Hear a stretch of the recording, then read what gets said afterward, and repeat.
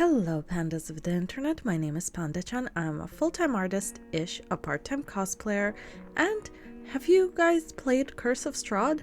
I have. I technically never finished the game, but it was really fun when it lasted. In today's horror story, we see how a group of players who usually plays shorter campaigns struggles through a challenging campaign with unexplained rules and a ramped-up difficulty. So, if you're ready, sit back, relax, and let's get into the story. This RPG horror story was posted by Desperate Effect 489, TPK'd by a villain on vacation. I've played a great number of sessions and short campaigns with a group that focused heavily on jokes and roleplay in a very improvisational homebrew setting. So, when one of our members of the group announced that they wanted to try a serious Curse of Strahd campaign, we all got pretty excited to try something new, especially when they announced that they'd be focusing on fleshing out our characters and tying them into the world. We had a session 0, and it was immediately hard to get any information from the DM. Even something like if we were using encumbrance was met with confusion. At the time, I think we chalked it up to the DM being inexperienced. But we found out later that this was because they wanted their rules to be a surprise for some reason. The campaign ended when the party got out of the death house. And all of this took 3 sessions in total. We learned quickly that rolling a nat 1 was basically a death sentence in any context. Players would get their weapons stuck in walls and would have to take a full action to remove them. One player who explicitly brought a wagon of weapons that they could magically swap from a distance as their main homebrew class feature had their feature blocked by a magical fog force field around the house. Weapons could also damage teammates on a nat 1, which, when the highest HP in the group is around 10 at level 1, can mean instant death. When out of combat, a nat 1 meant you instantly break your items in some way that mending couldn't fix. That proved especially difficult for a blind character whose walking stick broke in the second room of the house. Players could not hear fighting 10 feet away from them if it was behind a wall, even if one of the opponents used a banshee scream. You had to roll a perception check in order to be given a description of every single room you entered. Roll too low? No idea, this is a library. Actually, is there even a door? Every single nat 1 resulted in an eruption of laughter from the DM, which was like twisting a knife to make sure you felt it. The worst part is, I don't even hate any of the rules. I think they were genuinely interesting, except for the perception rule.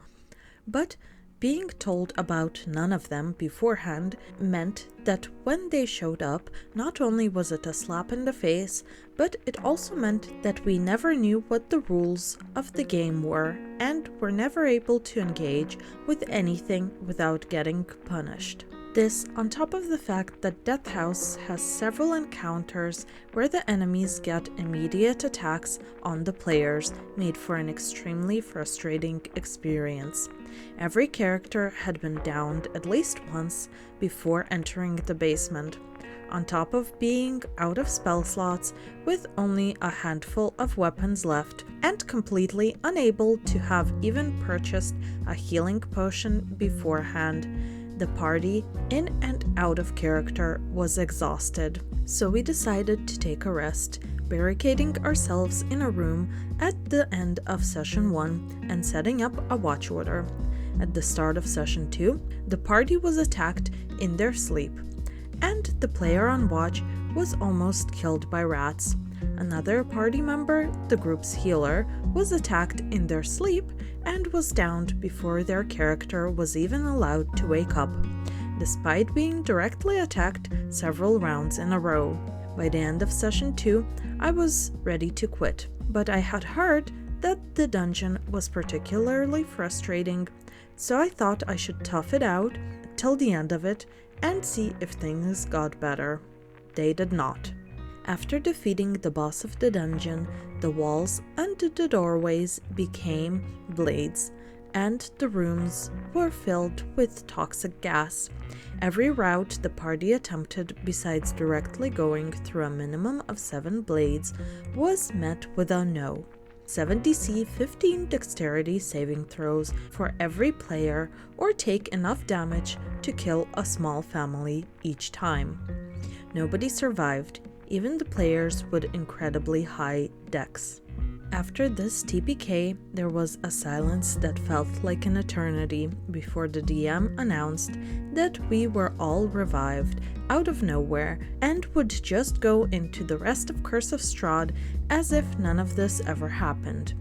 After the session, the group chat erupted in chaos. The confusion and frustration of 3 stressful weeks of game time made worse when the DM said that the campaign was about Strahd going on vacation to the beach and we were trapped in a death loop that we had to escape because that's just how Barovia is like without him?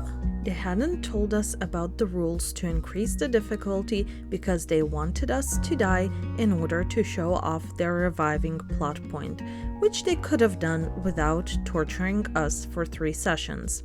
We never had another session. Friends were lost over this, and if I never see Death House again, it will be too soon. Wow, that was incredibly frustrating, even just reading about it. Like I said, I've played Curse of Strahd, and even then I never played through the Death House, which I don't think is a necessary part to play Curse of Strahd. And I did hear that it is a frustrating module, so why would you want to make it even more difficult and frustrating for your players? It's strange. I do hope, OP, that you got back to fun and short campaigns that are full of role-playing, which I think is the most fun part of D&D. But with that, we have come to the end of the horror story. Leave me a like, subscribe, and in the comments tell me what is the most frustrating rule that your DM has implemented at your table.